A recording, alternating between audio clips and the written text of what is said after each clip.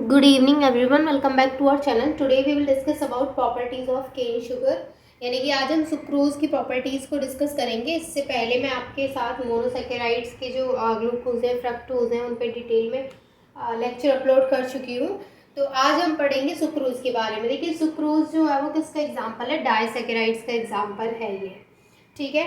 और जो ग्लूकोज और फ्रक्टोज थे वो मोनोसैकेराइड्स के एग्जाम्पल थे, लेकिन जो सुक्रोज है वो डाइसैकेराइड का एग्जाम्पल है। ये इंपॉर्टेंट है कि आपको पता होना चाहिए कि जो मैं एग्जाम्पल आपके साथ डिस्कस कर रही हूँ वो डाइसैकेराइड का है या फिर वो मोनोसैकेराइड का है। अगर हम बात करें सुक्रोज को किसी और नाम से भी जाना जाता है तो जी हाँ, सुक्रोज को हम कई नाम से जानते हैं। जैसे सुक्रोज को केन शुगर के नाम से भी जाना जाता है और सुक्रोज को टेबल शुगर के नाम से भी जाना जाता है। इसके अलावा इसको बीट शुगर भी बोला जाता है। इसका जो केमिकल फॉर्मूला होता है वो होता है C12H22O11। ये फॉर्मूला होता है सुक्रोज का। अब इसकी बात करेंगे हम प्रॉपर्टीज़ की। तो देखिए जो सुक्रोज होता है उसका कोई कलर नहीं होता है, मतलब कि वो कलरलेस होता है और वो क्रिस्टल्स की फॉर्म में होता है। तो हम बोल सकते हैं कि ये क्रिस्टलाइन सब्सटेंस है। इसके अलावा अगर इसके टेस्ट की बात करें तो ये स्वीट होता है, टेस्ट में मीठा होता है। और सॉल्युबिलिटी की बात करें तो ये वाटर में सॉल्युबल होता है जो सुक्रोज होता है। और इसको हम अलग अलग नाम से भी जानते हैं, वो आपको पता होना चाहिए। तो सबसे पहले मैंने आपको बताया कि ये कलरलेस होता है। कलरलेस के अलावा ये क्रिस्टलाइन सब्सटेंस है, क्रिस्टल्स की फॉर्म में होता है। तो हम बोल सकते हैं कि ये क्रिस्टलाइन होता है। ये सॉल्युबल होता है किसमें? वाटर में, सॉल्युबल इन वाटर। टेस्ट कैसा होता है इसका? इसका टेस्ट होता है स्वीट, ठीक है। ये हम इसकी फिजिकल प्रॉपर्टीज़ पे डिस्कशन कर रहे हैं। अगर हम इसकी केमिकल प्रॉपर्टीज़ देखेंगे तो केमिकल प्रॉपर्टीज़ में इसकी अलग अलग प्रॉपर्टीज़ देखेंगे हम कि इस पे एसिड का रिएक्शन कैसे होता है। एसिड जब ये एसिड के साथ रिएक्ट करता है तो क्या एक्शन होता है।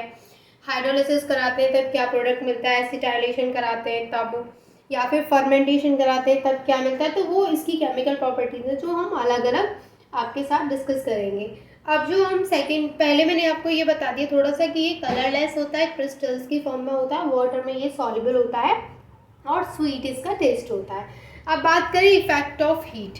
अगर हम हीट के इफेक्ट की बात करें तो इसको आप लिख लीजिए कि ये इसकी फर्स्ट प्रॉपर्टी है, जो इतना मैंने आपको बताया। अब इसकी सेकेंड प्रॉपर्टी अगर मैं बात करूँ तो वो है इफेक्ट ऑफ हीट।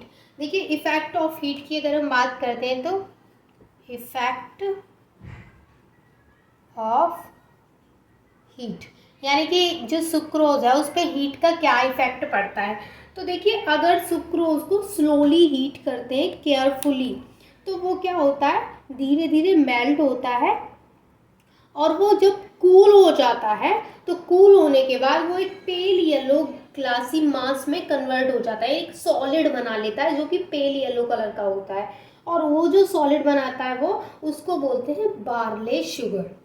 मैंने क्या बताया कि अगर हम सुक्रोज को स्लोली हीट करते हैं, यहाँ पे जो हीटिंग का प्रोसेस है वो कैसे चल रहा है, स्लोली अगर हम उसको हीट करते हैं तो वो केयरफुली क्या हो जाता है, मेल्ट हो जाता है। तो ये मेल्ट हो जाता है, लेकिन जब ये ठंडा हो जाता है, जब ये कूल हो जाता है, क्योंकि मेल्ट होने के बाद फिर क्या हो जाता है, वो जब वो कूल हो जाता है तो वो कूल होने के बाद सॉलिड फॉर्म में आ जाता है, पेल येलो कलर का। पेल येलो कलर के क्या बनाता है वो, ग्लासी मास। तो ये ठंडा होने के बाद सॉलिड फॉर्म में आता है, तो ये पेल येलो ग्लासी मास को वहाँ पे बनाता है। और इसको जो ये बनाता है कूल होने के बाद, जो हमें ये नया प्रोडक्ट जो सॉलिड फॉर्म में दे रहा है, इसको हम बोलते हैं बार्ले शुगर। Barley sugar. अब ये तो बात हुई कि जब हम इसको स्लोली स्लोली हीट करते हैं। अब मान के चलिए कि अब हम इसको स्लोली हीट ना करके एक पर्टिकुलर टेम्परेचर पे हीट करते हैं। पर्टिकुलर टेम्परेचर कितना, 473 केल्विन। तो उस केस में क्या होता है, देखिए अगर हम इसको 473 केल्विन टेम्परेचर पर हीट करते हैं तो इस केस में क्या होता है, इस केस में ये हमें मतलब इसका हाइड्रोलिसिस हो जाता है इस केस में। ये वाटर का मॉलिक्यूल को लूज करता है और उसके बाद हमें ब्राउन अमोर्फस मास देता है। यानी यहाँ पे जब इतने टेम्परेचर पर इसको हीट करेंगे सुक्रोज को, तो इसमें से क्या होगा, ये वाटर का जो मॉलिक्यूल है उसको लूज करेगा। वाटर का मॉलिक्यूल जैसे ही इससे निकलेगा ये हमें एक ब्राउन एमोर्फस मास देगा। कैसा देगा, ब्राउन एमोर्फस मास। और ये जो हमें ब्राउन अमरफस मास ये देता है, इसको हम किस नाम से जानते हैं, कैरामिल के नाम से, इसको बोलते हैं हम कैरामिल। अब देखिए ये जो चीज़ें मैं आपको बता रही हूँ तो मैं शॉर्ट में नोट करा रही हूँ, ऐसे आपको अपने नोट्स में बिल्कुल भी नहीं लिखना है आपको। मैं अभी जस्ट जब ये मेरा टॉपिक ख़त्म होता है तो मैं आपको पूरा नोट्स दे दूँगी कि आपको जो इफेक्ट ऑफ हीट है उसको किस तरीके से अपनी नोटबुक में नोट करना है। तो यहाँ पर मैंने बताया कि ब्राउन अमोर्फस मास में कन्वर्ट हो जाता है जब इसको 473 केल्विन टेम्परेचर पर हीट करते हैं, तो ये वाटर के मॉलिक्यूल को लूज करता है। तो यहाँ पे जो हमें प्रोडक्ट मिलता है, जो अमोर्फस मास हमें यहाँ पे मिला है उसको हम बोलते हैं कैरामिल। और यहाँ पे जो हमें स्लोली हीट करने पे मिल रहा था उसको हम बोलते हैं बार्ले शुगर। तो समझ में आया आपको, दोनों ही केस में क्या किया है, पहले केस में बार्ले शुगर, दूसरे केस में इसको बोल रहे हैं कैरामिल। अब मान के चलिए तीसरा केस ये है कि इसको स्ट्रांगली हीट किया जाए। अगर इसको स्ट्रांगली हीट करते हैं तो ये फिर हमें क्या प्रोडक्ट देगा, क्योंकि अभी हमने स्लोली हीट किया फिर एक पर्टिकुलर टेम्परेचर पर हीट किया है।